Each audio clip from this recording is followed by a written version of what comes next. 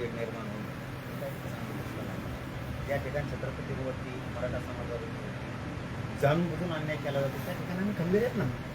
परंतु देवस्थानात नेऊन बसवणं, देवस्थान म्हणजे हिंदू धर्माचं, हे खेलोबा मंदिर हे हिंदू धर्माचं, कशाला बसवायचं तिथं? त्यांची सगळ्यांची इच्छा असेल तर तिथं बसू, नसेल इच्छा तर आपण बाजूला बसू. ही भूमिका गावकऱ्यांनी चांगली घेतली, मराठ्यांनी पण धनगरांनी पण. मी वाद विकून घेतला, एकदम चांगलं बोलतो त्यांचं, काय अडचण काय असतं की बाहेरचं कुणीतरी माकडं येणार, त्या मुंडका मोडलेल्या चिमणीसारखी वळवळ करणार,